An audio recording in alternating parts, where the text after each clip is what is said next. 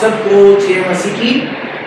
The theme of our worship this morning is the Lord feeds the hungry. खुदावंद उन लोगों की भूख को मिटाता है जो भूखे हैं। आइए हम प्रार्थना करें।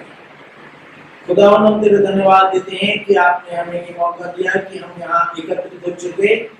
प्रभु परमेश्वर कोविड के चलते हम लोग मिल नहीं पाते हैं चर्च में, तो हम चर्च में आके रिकॉर्डिंग कर देते हैं ताकि खुदावंद तेरे लोगों को ऐसी फील हो कि वो चर्च के अंदर हैं और प्रभु के वचन को चर्च के अंदर बैठ के सुन रहे हैं।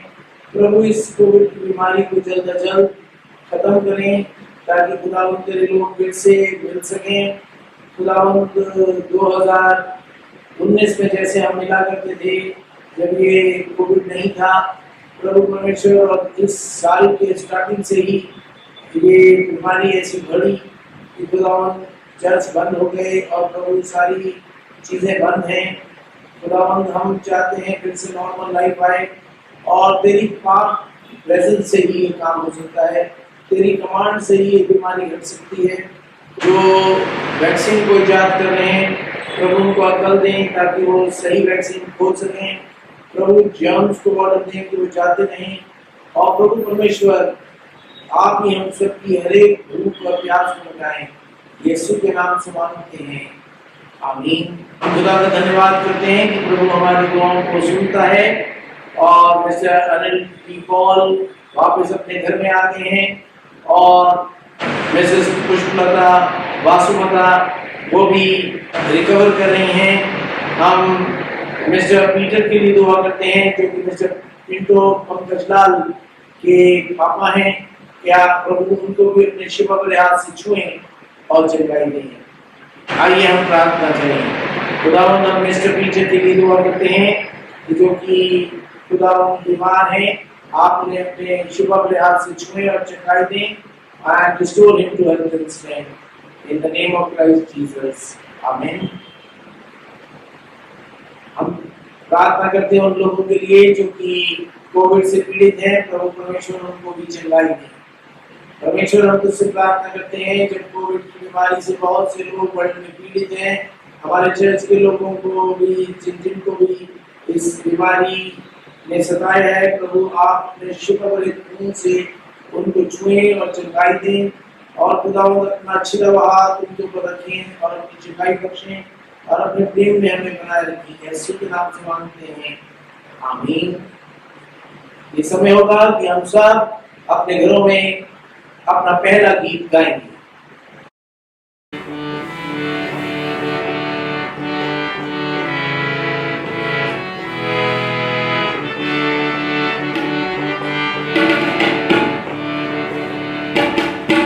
मेरे बंदी अगर तेरा होगा करम, हम वसीयत के सांचे में ढल जाएंगे। मेरे बंदी अगर तेरा होगा करम, हम वसीयत के सांचे में ढल जाएंगे। मेरे बंदी अगर तेरा होगा करम, हम वसीयत के सांचे में ढल जाएंगे। हम वसीयत के सांचे में ढल जाएंगे। हम वसीयत के सांचे में ढल जाएंगे। ना सुनी अर्ज बंदों की तूने अगर, ना सुनी अर्ज बंदों की तूने अगर, तेरा दामन पकड़ कर मचल जाएंगे। मेरे मुझी अगर तेरा होगा करम, हम वसीयत के सांचे में ढल जाएंगे। मेरे मुझी अगर तेरा होगा करम, हम वसीयत के सांचे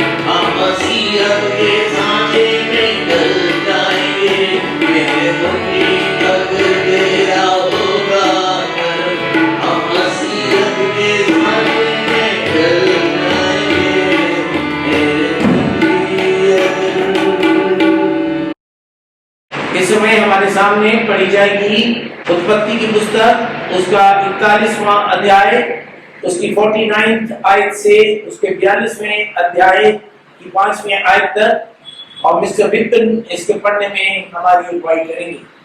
अब हम पढ़ेंगे उत्पत्ति की पुस्तक, उसका 41वां अध्याय, उसकी 49 आयत से 42वां अध्याय, उसकी 5वीं आयत तक। उसमें यूं लिखा है, इस प्रकार यूसुफ ने अन्न को समुद्र की बालू के समान अत्यंत बहुतायत से राशि राशि गिन के रखा, यहाँ तक कि उसने उनका गिनना छोड़ दिया, क्योंकि वे असंख्य हो गई। अकाल के प्रथम वर्ष के आने से पहले यूसुफ के 2 पुत्र ओन के याजक पोतीपेरा की बेटी आसनत से जन्मे। यूसुफ ने अपने जेठे का नाम यह कह के मनशेषे रखा कि परमेश्वर ने मुझसे मेरा सारा क्लेश और मेरे पिता का सारा घराना भुला दिया है। दूसरे का नाम उसने यह कहकर एप्रेम रखा कि मुझे दुख भोगने के देश में परमेश्वर ने फलवंत किया। मिस्र देश से सुकाल के 7 वर्ष समाप्त हो गए और यूसुफ के कहने के अनुसार 7 वर्ष के लिए अकाल आरंभ हो गया। सब देश में अकाल पड़ने लगा, परंतु सारे देश में अन्न था। जब मिस्र का सारा देश भूखों मरने लगा, तब प्रजा फिरौन से चिल्ला चिल्ला कर रोटी मांगने लगी, और वह सब मिस्रियों से कहता रहता था, यूसुफ के पास जाओ और जो कुछ वह तुमसे कहे वही करो। इसलिए जब अकाल सारी पृथ्वी पर फैल गया और मिस्र देश में अकाल का रूप भयंकर हो गया, तब यूसुफ सब भंडारों को खोल खोल के मिस्रियों के हाथ अन्न बेचने लगा। इसलिए सारी पृथ्वी के लोगों मिस्र में अन्न मोल लेने के लिए यूसुफ के पास आने लगे, क्योंकि सारी पृथ्वी पर भयंकर अकाल था। यूसुफ के भाइयों का मिस्र में आगमन। जब याकूब ने सुना कि मिस्र में अन्न है, तब उसने अपने पुत्र से कहा, तुम एक दूसरे का मुंह क्यों देख रहे हो? फिर उसने कहा, मैंने सुना है कि मिस्र में अन्न है, इसलिए तुम लोग वहां जाकर हमारे लिए अन्न मोल ले आओ, जिससे हम ना मरे वरन जीवित रहे। अतः यूसुफ के 10 भाई अन्न मोल लेने के लिए मिस्र को गए। पर यूसुफ के भाई बिन्यामीन को याकूब ने यह सोचकर भाइयों के साथ ना भेजा कि कहीं ऐसा ना हो कि उस पर कोई विपत्ति आ पड़े। इस प्रकार जो लोग अन्न मोल लेने के लिए उसके साथ इजराइल के पुत्र भी आए, क्योंकि कनान देश में भी भारी अकाल था। इस समय हमारे बीच में पढ़ी जाएगी साम 145 versus 8 to 21, and miss Reena इसके पढ़ने में हमारी अगुवाई करेंगी। सभा का पाठ जो कि लिया गया है भजन संहिता अध्याय 145 की आयत 8 से 21 तक। भजन संहिता अध्याय 145 की आयत 8 से 21 तक। यहोवा अनुग्रहकारी और दयालु, विलम्ब से क्रोध करने वाला और अति करुणामय है। यहोवा सबों के लिए भला है और उसकी दया उसकी सारी सृष्टि पर है। हे यहोवा, तेरी सारी सृष्टि तेरा धन्यवाद करेगी और तेरे भक्त लोग तुझे धन्य कहा करेंगे। वे तेरे राज्य की महिमा की चर्चा करेंगे और तेरे पराक्रम के विषय में बातें करेंगे, कि वे आदमियों पर तेरे पराक्रम के काम और तेरे राज्य के प्रताप की महिमा प्रकट करे। तेरा राज्य युग युग का और तेरी प्रभुता सब प्राणी पीढ़ियों तक बनी रहेगी। यहोवा सब गिरते हुओं को संभालता है और सब झुके हुओं को सीधा खड़ा करता है। सबों की आंखें तेरी ओर लगी रहती है और तू उनको आहार समय पर देता है। तू अपनी मुट्ठी खोलकर सब प्राणियों को आहार से तृप्त करता है। यहोवा अपनी सब गति में धर्मी और अपने सब कामों में करुणामय है। जितने यहोवा को पुकारते हैं, अर्थात जितने उसको सच्चाई से पुकारते हैं, उन सबों के वह निकट रहता है। वह अपने डरवैयों की इच्छा पूरी करता है और उनकी दोहाई सुनकर उनका उद्धार करता है। यहोवा अपने सब प्रेमियों की रक्षा करता, परंतु सब दुष्टों का सत्यानाश करता है। मैं यहोवा की स्तुति करूंगा और सारे प्राणी उसके पवित्र नाम को सदा सर्वदा धन्य कहते रहे। प्रभु के कलाम के पढ़े जाने और सुने जाने पर धन्यवाद। आमीन। हमारे बीच में पढ़ी जाएगी नए नियम की पुस्तक, उसका Acts of the Apostles chapter 14 verse 8 to 18, और मिस खुशबू इसके पढ़ने में हमारी अगुवाई करेंगी। Acts chapter 14 verse 8 to 18. Now at Lystra there was a man sitting who could not use his feet. He was crippled from birth and had never walked. He listened to Paul speaking, and Paul, looking intently at him and seeing that he had faith to be made well, said in a loud voice, "Stand upright on your feet." And he sprang up and began walking. And when the crowd saw what Paul had done, they lifted up their voices, saying in Lycaonian, "The gods have come down to us in the likeness of men." Barnabas they called Zeus, and Paul Hermes, because he was the chief speaker. And the priest of Zeus, whose temple was at entrance to the city, brought oxen and garlands to the gates and wanted to offer sacrifice with the crowds. But when the apostle Barnabas and Paul heard of it, they tore their garments and rushed out into the crowd, crying out, "Men, why are you doing these things? We also are men of like nature with you, and we bring you good news, that you should turn from these vain things to a living God, who made the heaven and the earth and the sea and all that is in them. In past generation he allowed all the nations to walk in their own ways, yet he did not leave himself without witness, for he did good by giving you rains from heaven and fruitful seasons, satisfying your heart with food and gladness." Even with these words, they scarcely restrained the people from offering sacrifice to them. This is the word of the Lord. Thanks be to God. The Holy Gospel is found written in the Gospel according to St. Matthew, chapter 14, verses 13 to 21, and Mr. Royal Simon will lead us in the reading of the Gospel. The Holy Gospel is taken from the Gospel according to St. Matthew, the 14th chapter, verses 13 through 21.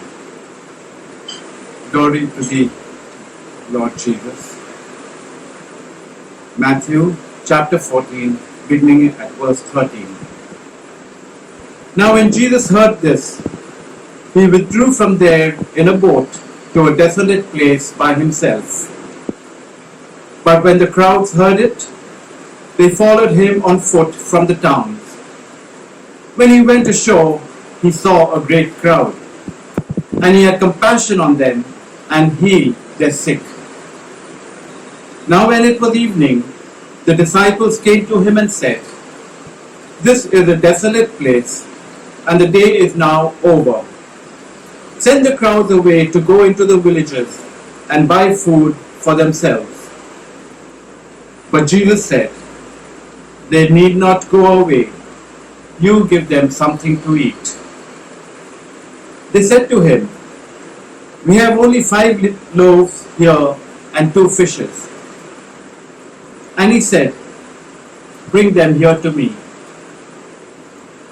Then he ordered the crowds to sit down on the grass, and taking the 5 loaves and the 2 fish, he looked up to heaven and said a blessing. Then he broke the loaves and gave them to the disciples, and the disciples gave them to the crowds. And they all ate and were satisfied. And they took up 12 baskets full of the broken pieces left over. And those who ate were about 5,000 men, besides women and children. This is the gospel of Christ.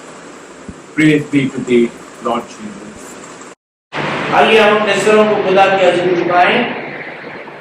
May the words of my mouth and the meditations of all our hearts be acceptable in thy sight, O Lord, our strength and our Redeemer. Amen. अगर हम genesis की पुस्तक और उसका 41वां अध्याय, उसकी 49 आयत से जो हमारे सामने रीडिंग आज पढ़ी गई, वहाँ देखते हैं कि खुदावंद ने किसको चूज कर दिया लोगों के लिए खाने को प्रोवाइड करने के लिए. आज का हमारा थीम है the Lord provides food for the hungry. भूखों के लिए रोटी देना खुदावंद का काम है, और वो रोटी देता है, मगर वो रोटी किसी जरिए के मुताबिक देता है, यानी मतलब कि खुदावंद जरिए निकालता है. देने वाला कौन है? परमेश्वर है, मगर वो किसको चुनता है ताकि वो भूखों की भूख को मिटा दे? वो हम्बल को चुनता है. हम देखते हैं जेनेसिस की पुस्तक उसमें हम देखते हैं एक लड़का है जो कि छोटा है, 17 साल का है, जोसेफ उसका नाम है, और उसके भाई हैं, और उसके जो 10 भाई हैं। एक छोटा भाई है बेंजामिन, वो तो घर पे है। हम देखते हैं कि जोसेफ जो है उसको उसके भाई 10 भाई भेज देते हैं, और उसके जो भेजने का मतलब है उसको 20 चांदी के सिक्कों में भेज देते हैं, पैसा अपनी जेब में रख देते हैं। और फिर ये लड़का बड़ा हो जाता है और जाकर बहुत सी उसमें से गुजरता है, और फाइनली वो प्राइम मिनिस्टर ऑफ इजिप्ट बन जाता है। और तब वो बड़े बड़े भंडार बनाता है और खाने की चीज़ों के ग्रेन्स को प्रिजर्व करता है, बहुत अच्छी तरह से बड़े बड़े स्टोर हाउसेस बनाता है, और जो है वो सबको फूड प्रोवाइडर बन जाता है।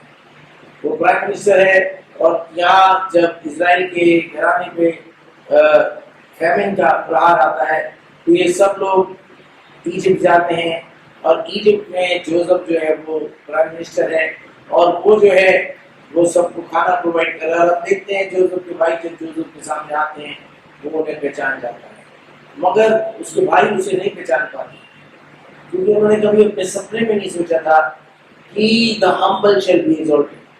जिसको लोग नीचा करना चाहते हैं परमेश्वर उनको ऊंचा करता है, क्योंकि परमेश्वर प्रोवाइडर है। खुदावंद कहता है जो लोग हम्बल हैं, जो लोग अच्छे हैं, उनको खुदावंद चुन लेता है, और वो दीन जन को चुनकर उनको शिरोमणि करता है। तो हमको सबसे पहली चीज क्या है, हमको अपनी बुद्धि पर भरोसा नहीं करना है, हमको अपने आप को दीन बनाना है, हमको अपने आप को अच्छा बनाना है, हमको परमेश्वर की राह पर चलना है, और तब परमेश्वर हमारे लिए बड़े बड़े काम करते हैं। और तब जोसेफ को खुदावंद ने प्रोवाइडर बना दिया फूड का। थोड़ा सा हम माइंड सेट को पढ़ें। परमेश्वर का जो माइंड सेट है वो किसको चुनता है? वो हम्बल को चुन लेता है, वो वीक को चुन लेता है, वो मजलूम को चुन लेता है, और उसको भूमि में से उठाकर उसको आफ्ताब बना देता है, उसको ऊंचे पे बिठा देता है, ताकि वो जो है वो अपने काम को करा सके। यानी कि बढ़ती बाइबल में लिखा है ना पूर्व से ना पश्चिम से, परंतु परमेश्वर की ओर से आती है। प्रोवाइडर खुदा है, मगर वो चुनता किसको है? Humble. The humble shall be exalted. तो हमको सबको परमेश्वर में दीनता के साथ उसके वचन को सुनना है, और अपनी डींगे नहीं मारते, क्योंकि बहुत से लोग बड़ी बड़ी डींगे मारते हैं और वो छिछले हो जाते हैं, झनझनाता पीतल और झनझनाती छाछ हो जाते हैं, और परमेश्वर ऐसे लोगों को पसंद नहीं करता है। यीशु ने जब अपनी मिनिस्ट्री को चालू किया तो लोग उसके लिए कुछ कुछ फीलिंग्स रखते थे। पहले वो स्केप्टिकल थे, फिर वो अनफ्रेंडली हो गए, क्योंकि जब उन्होंने देखा कि यीशु का वेश पहनता जा रहा है तो वो अनफ्रेंडली हो गए, और अल्टीमेटली वो हॉस्टाइल हो गए, वो अगेंस्ट गए। क्यों? क्योंकि वो उसकी बढ़ती हुई नाम से लोग चिढ़ने लगे। यीशु का नाम बढ़ हो रहा था।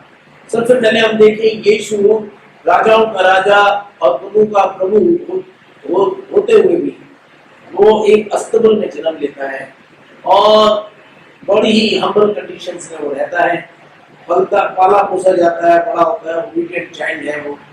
और फिर जब वो बड़ा हो जाता है तो भी वो कोई राजसी शान में नहीं आता, वो किसी बड़े महल में नहीं रहने लगता, और मलमल के कपड़े नहीं पहन रहा है यीशु, मगर यीशु किनके साथ है? वो गरीबों के साथ है, वो मजलूमों के साथ है, वो बीमार लोगों के साथ है। तो खुदावंद किन किन के साथ है? खुदावंद अंधे, बहरे, लूले, लंगड़े ऐसे लोगों के साथ है। खुदावंद उन लोगों के साथ है जो भूखे हैं, नंगे हैं, बीमार हैं, दरिद्र हैं, ऐसे लोगों के वो साथ है। वो बीमारों को चंगा कर रहा है, वो अंधों को आंखें दे रहा है, वो जो कोढ़ी लोग हैं उनको चंगा कर रहा है, उनको क्लेंस कर रहा है। वो जो है वो यहाँ तक कि मौत से भी लोगों को वापस ला रहा है। लाजर को वो वापस ले आया, कितने लोगों को उसने मौत के बाद भी उनको जिंदा कर दिया।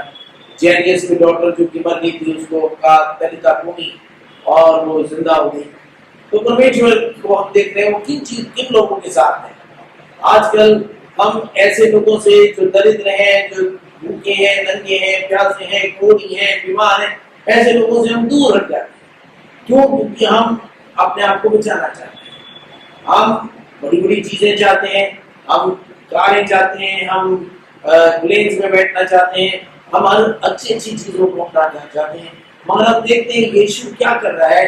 यीशु इन सब के विपरीत उन लोगों की केयर कर रहा है। वो भूखों को रोटी खिला रहा है, वो अंधों को आंखें दे रहा है।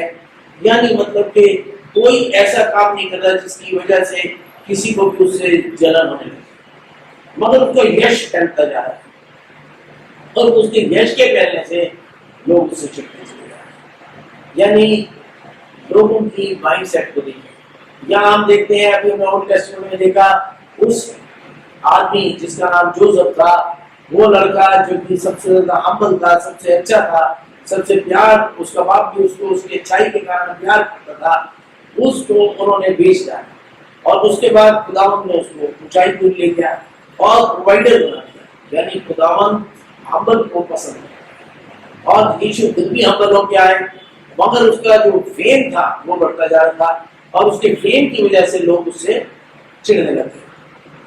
हेरोड को ये थ्रेट हो गया क्योंकि लोगों ने जाके कहा यूहन्ना बपतिस्मा देने वाला फिर से झूठा। अब यूहन्ना बपतिस्मा देने वाले का तो सर हेरोड ने कटवाया था, तो हेरोड को डर लग गया कि ये कहीं मेरे पॉलिटिकल राइवल ना बन जाए।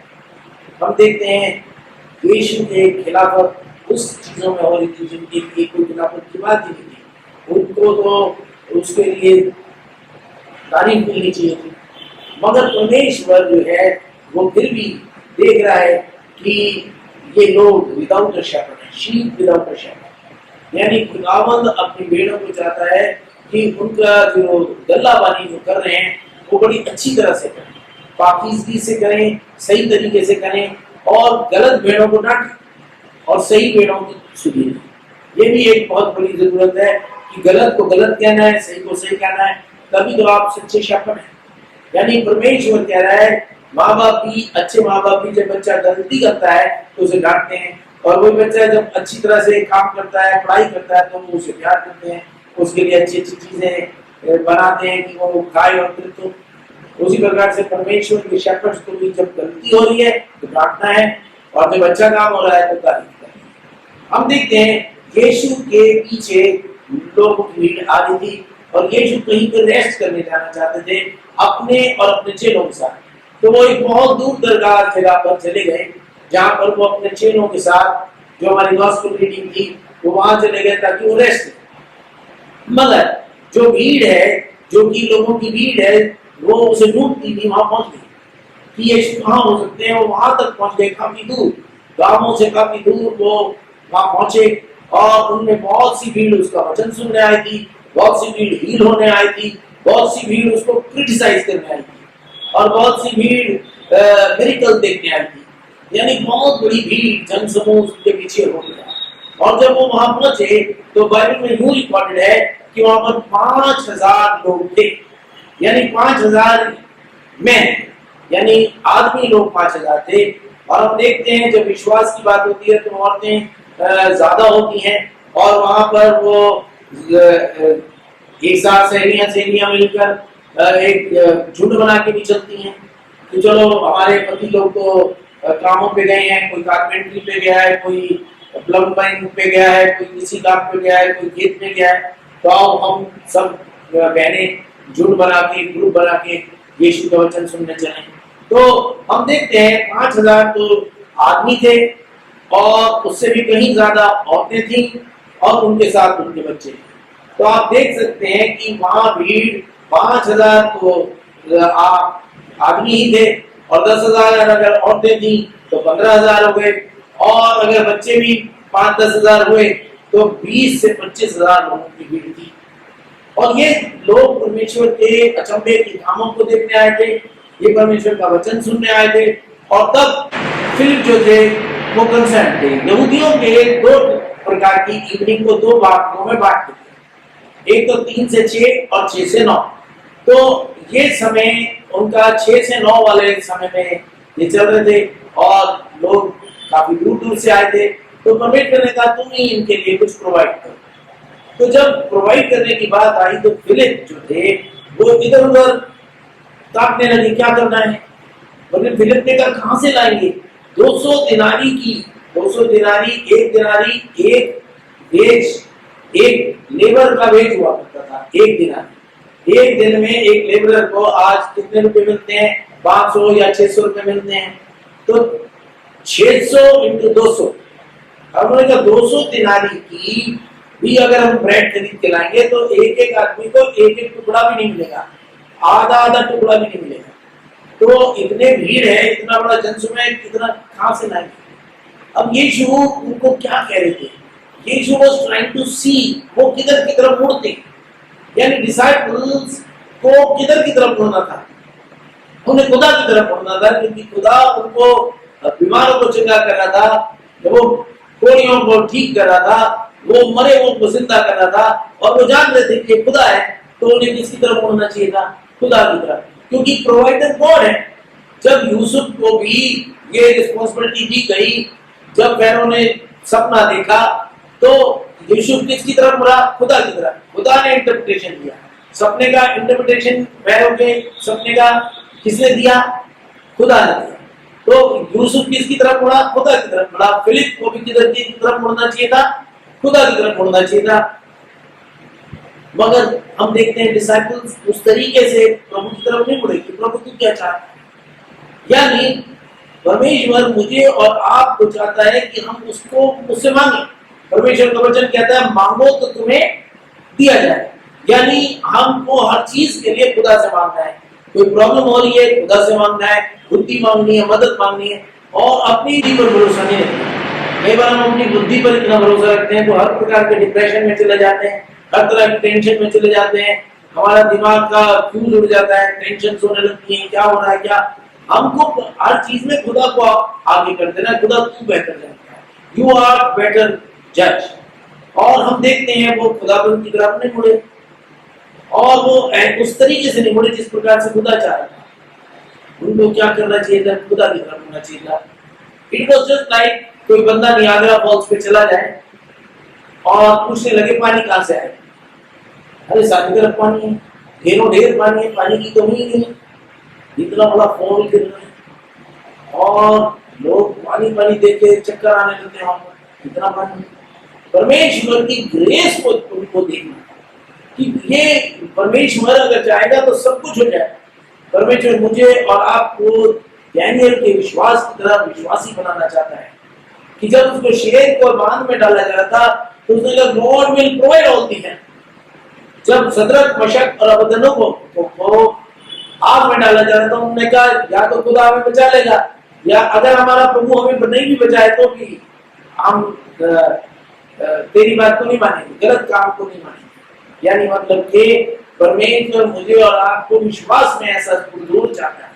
इन सब इवेंट से खुदावंद हमें कह रहा है कि कोई भी इंसान अपनी ताकत से सक्सेसफुल नहीं हो सकता। राजा सुलेमान कहते हैं कि तुम जो हो अपनी, कोई भी राजा अपनी ताकत से जीत नहीं सकता।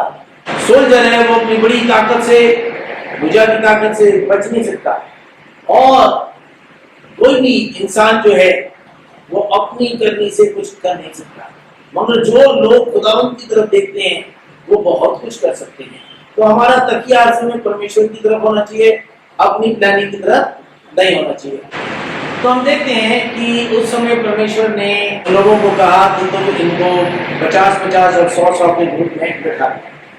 तो हम समझ सकते हैं कि अगर 100-100 के ग्रुप में बिठाते तो कोई 250 ग्रुप्स बन जाते, अगर 25,000 लोग थे, और अगर 50-50 के ग्रुप होते तो वो कोई 500 ग्रुप्स होते। मतलब ग्रुप्स में बिठा दो, और वहां पर जो शब्द यूज हुआ है, खुदावंद ने जो शब्द यूज किया है वो है पराजाई। पराजाई का मतलब होता है गार्डन बेड। गार्डन बेड जिस जगह पर यीशु जो थे वो शांति पाने अपने चेलों के साथ दूर आए थे, दूर दराज जगह पे, वो गार्डन था, और वो गार्डन बेड था। वहां पर उन्होंने कहा make them sit on the garden bed. तो हम देखते हैं भजन 23 की बात पूरी हो रही थी। एक अच्छा चरवाहा, यहोवा मेरा चरवाहा है, वह मुझे हरी हरी चराइयों में बिठाता है, तो जो शब्द यीशु ने यूज किया उसका नाम शब्द है पराजाई। पराजाई का मतलब होता है make them sit on the पराजाई means on the garden bed, यानी वहाँ बहुत अच्छी घास थी, वो मुझे हरी हरी चराइयों में बिठाता है। और तब एंड्रू परमेश्वर के पास आए और उसने कहा हमारे पास 5 रोटी पार्ले की रोटियां हैं और 2 मछलियां हैं, और उसने कहा तुम सबको बिठा दो। और जब सब बैठ गए तो इस प्रकार से ग्रुप्स बैठे कि डिसाइपल्स के जाने की जगह रहे, और यीशु ने रोटियों को तोड़ा और उन्हें दे दिया। वो पूरी 25,000 की भीड़ में खाना खा गया। 5,000 तो मैन थे और उससे कहीं ज्यादा वीमेन थी और उनके साथ बच्चे थे, तो इस तरीके से 5,000 प्लस 10,000 प्लस चिल्ड्रन मिला के 20 से 25,000 की भीड़ थी, और खुदावंद ने 5 रोटी और 2 मछली से उनको खाना खिलाया। अब जब खाना खिलाया तो हम इससे खुदावंद के माइंड सेट को देखें कि परमेश्वर का जो शेपर्ड है, द लॉर्ड्स माय शेपर्ड, वो मुझे हरी हरी चराइयों में बैठाता है, मुझे शुद्ध जल के झरने के पास ले चलता है, वह धर्म के मार्गों में अपने नाम के लिए मेरी अगुवाई करता है। यानी खुदावंद चाहता है कि हम हर समय मेहनत में न लगे रहें, हम समय बिताएं, रेस्ट करें, हम खुदावंद के साथ भी समय बिताएं, और वो रेस्ट जो है वो खुदावंद चाहता है कि उसकी 2 भेड़ें नहीं, ताकि वो फिर से ताकत पाए। यानी परमेश्वर चाहता है कि हम आगे बढ़ते जाएं, तो परमेश्वर चाहता है कि उसकी भेड़ें जो है रेस्ट भी लें और उसकी तरफ मुड़े। यानी हम देखते हैं डिसाइपल्स को वो चाह रहा था कि वो टेंशन ना लें और वो परमेश्वर की तरफ मुड़े कि परमेश्वर प्रोवाइड कर सकता है। यीशु ऐसा क्यों चाह रहा था?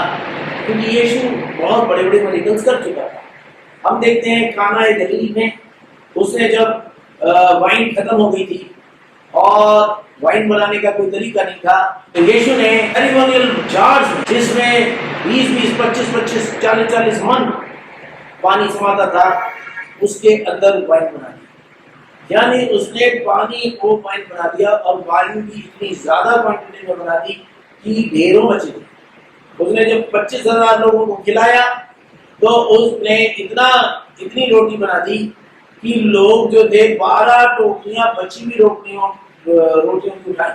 यानी मतलब रोटियां इतनी ज्यादा टुकड़े दे दिए गए थे, जैसे जब रोटी हम खाते हैं तो कुछ रोटी कैसरोल में रहती है और कुछ हम खा रहे होते हैं, जो कैसरोल या कटोरदान में रोटी होती है उसको कहते हैं बची हुई रोटी। यानी मतलब कि जो रोटी बची हुई थी वो थी जो कि अभी खाई नहीं हुई, ये नहीं कि टुकड़े फेंके जाने वाले। उन्होंने बचे हुए जो रोटियां थी उनसे 12 टुकड़े बने ताकि वो आगे यूज हो सके, they should not be waste. खुदावन जब देता है तो सब पर बाढ़ कर देता है, ये हमने सुना है, और परमेश्वर की तरफ मुड़ना हमारी जरूरत है। जब हम जरूरत में है, जब हम नीड में हैं, तो खुदावन की तरफ मुड़े।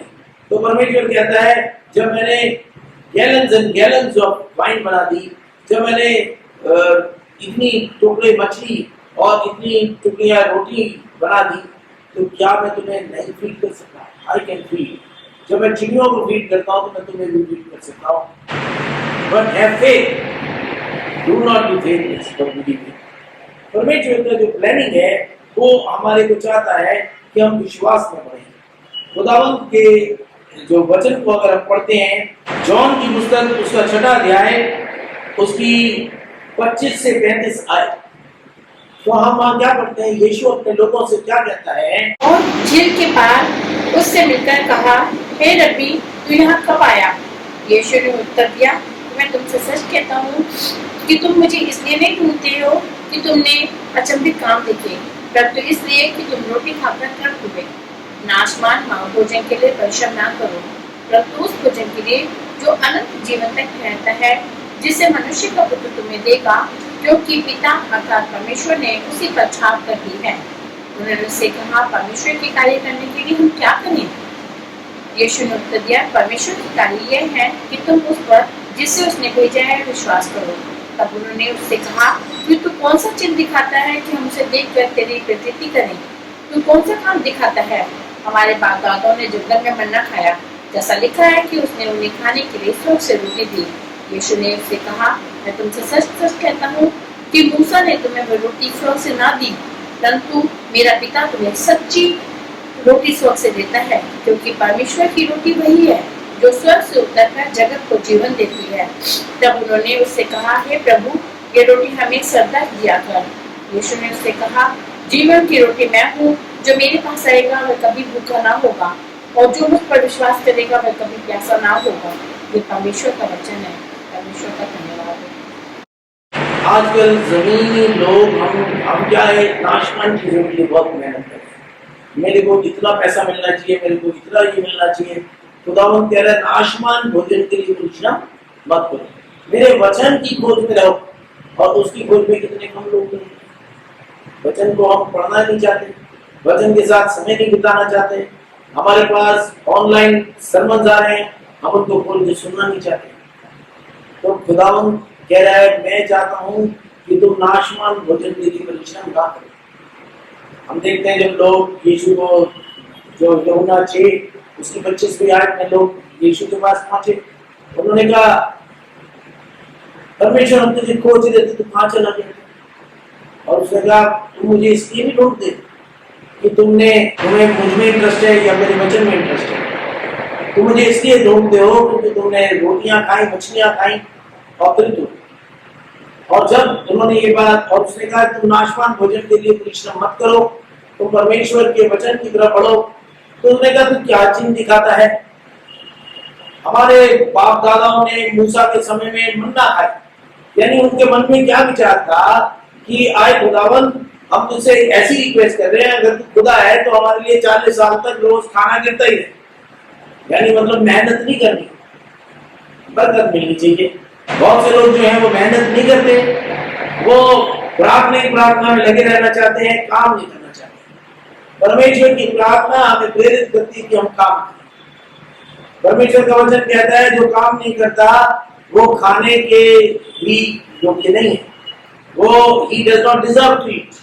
यानी मतलब एक बंदा जो है उसको परमेश्वर चाहता है कि वो मेहनत भी करे, मगर स्पिरिचुअल अकल में भी बढ़े। और स्पिरिचुअलिटी हमें क्या बताती है कि आप मेहनत करें और हराम का खाना ना खाएं। यानी अगर हम मेहनत नहीं करें और सिर्फ खाना खाना चाहते हैं तो ये हराम का खाना है। परमेश्वर कह रहे हैं हम मेहनत करें। एक वीडियो को पास्टर कितनी मुश्किल से बनाता है, घंटे पे घंटे लग जाते हैं, तब जाके आपके पास वीडियो आता है और उस वीडियो को आप खोल के नहीं देखते।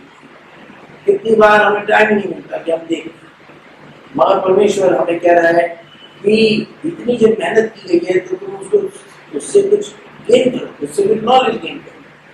परमेश्वर मुझे और आपको चाहता है कि हम परमेश्वर की राह पर चलें। खुदावंद हमें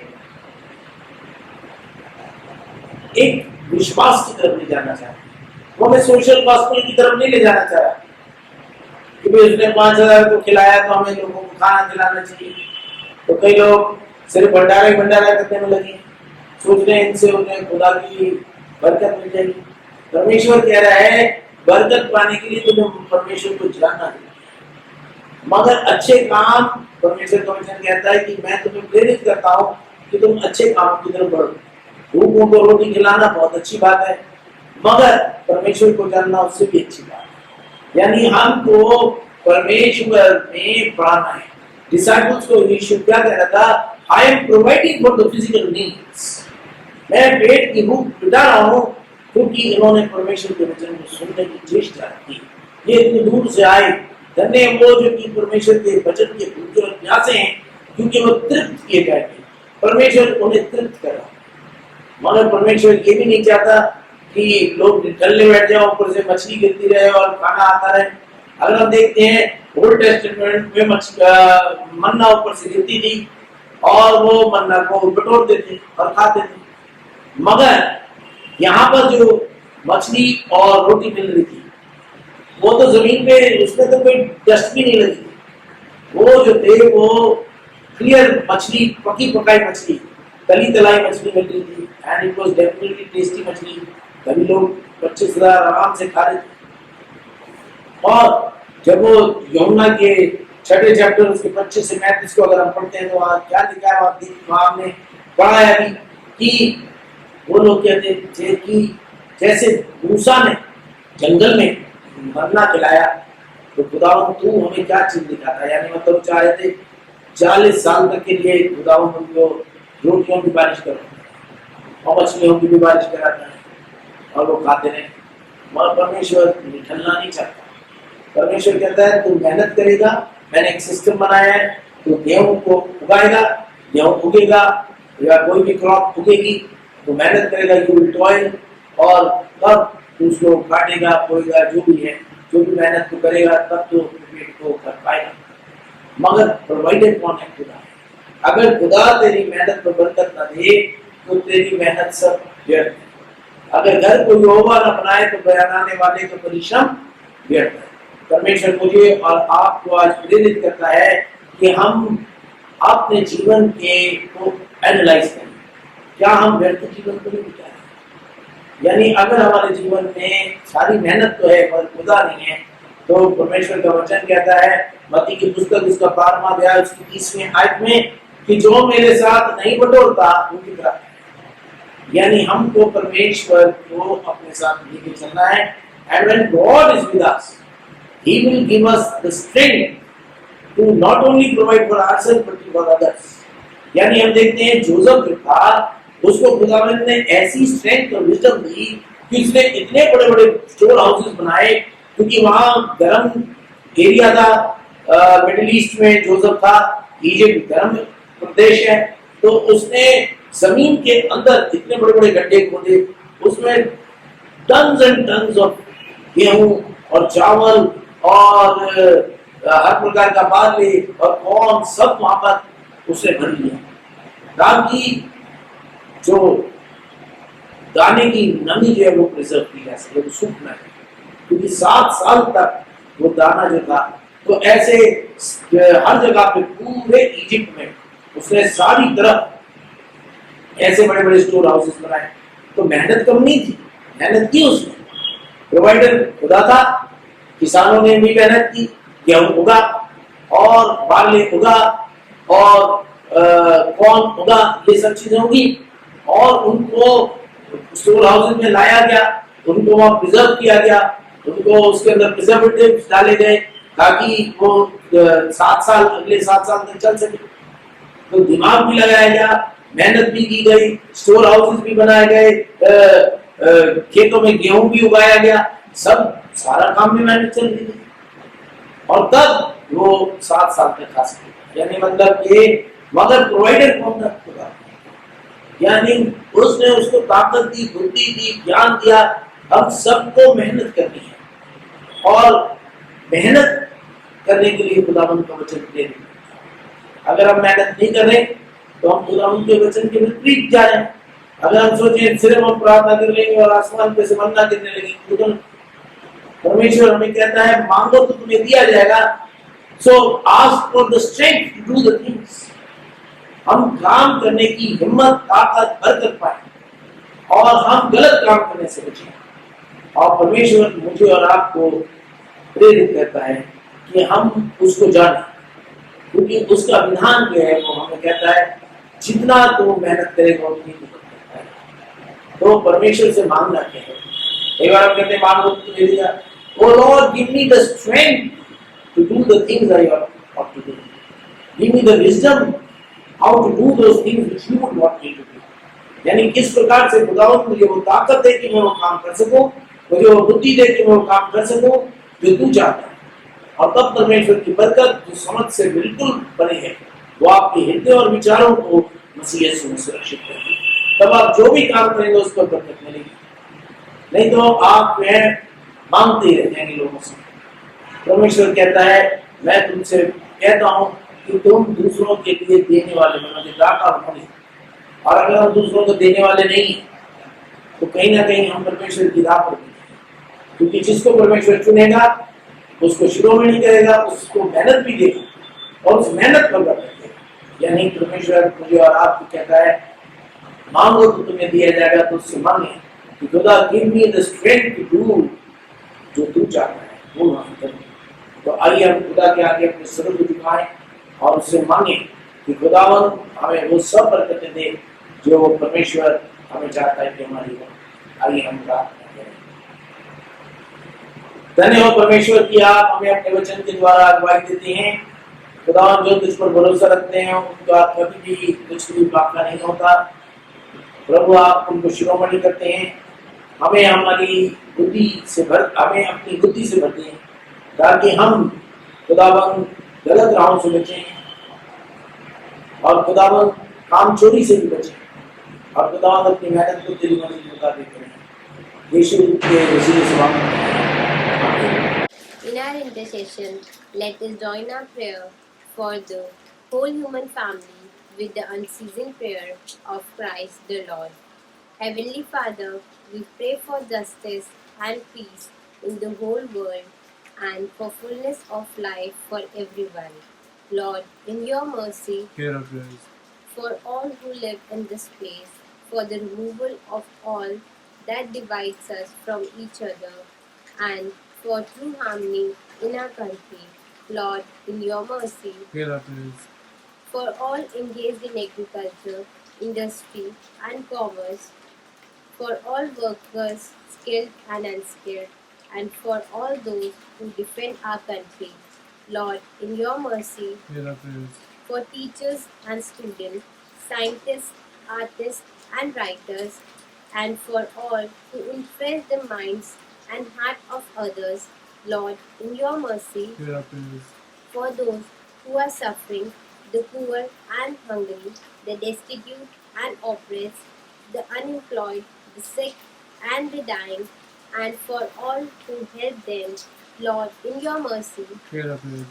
for all to whom authority is entrusted in this and other countries, and especially for our President and the Prime Minister, the Governor and Chief Minister of this state, and for who have power over others. Lord, in your mercy, Hear our prayers. for the unity of all Christian people and for their witness and service in the world. Lord, in your mercy, Hear our prayers. for your whole church in our country, for its council and leader, especially for our moderator of the Church of South India and Metropolitan of the Mass Thoma Church, for our bishop, for our presbyter, and for all those ministers of our church, that they may be faithful in their ministry. Lord, in your mercy, Hear our prayers. that with all your people who have faithfully served you in this life, we also may share in the eternal joy of your kingdom. Lord, in your mercy, Hear our prayers. hasten, Heavenly Father, the coming of your kingdom, and grant these petitions which we offer in the name of your Son and our Lord and Savior Jesus Christ. Amen. 21 जून 2020 को हमारी एक पास्टरेट committee की meeting हुई थी। उसमें यह decision लिया गया कि जो भी आप अपने दान, अपने डोनेशंस, अपने सेल्फ डिनायल्स देना चाहते हैं, आप परमेश्वर के घर में दे सकते हैं। यानी आप हमारे चर्च के अकाउंट पे ट्रांसफर कर सकते हैं। Account number and account details are on the screen. आप इन पर अपने जो भी दान और दक्षिणा है वो भेज सकते हैं। और अगर आपको अकाउंट ट्रांसफर करने में कुछ मुश्किल होती है तो आप क्रॉस चेक्स के द्वारा भी आप अपने दान और दक्षिणा चर्च को दे सकते हैं। और आपने जो क्रॉस चेक्स हैं वो मिस्टर सलीम को, जो कि चर्च पे आपको मिलेंगे, आप दे सकते हैं। प्रभु आपको बहुतायत से आशीषित करे, क्योंकि God given a cheerful giver. ये समय होगा कि हम अपनी बेटी खुदावंद के आगे लाएंगे और हम अपना दूसरा गीत गाएंगे।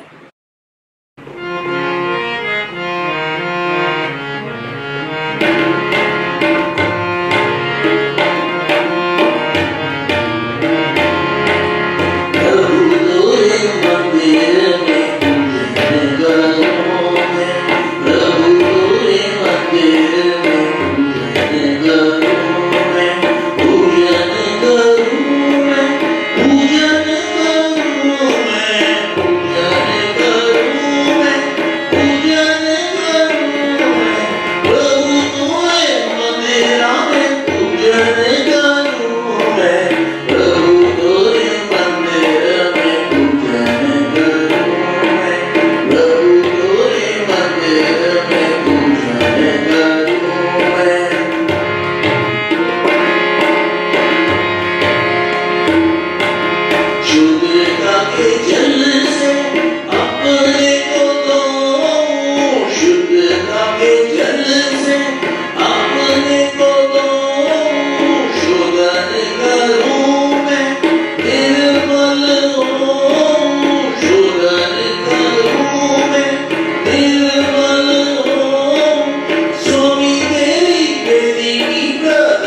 क्या करूं मैं, प्रभु तेरे मंदिर में पूजन करूं मैं, प्रभु तेरे मंदिर में पूजन करूं मैं।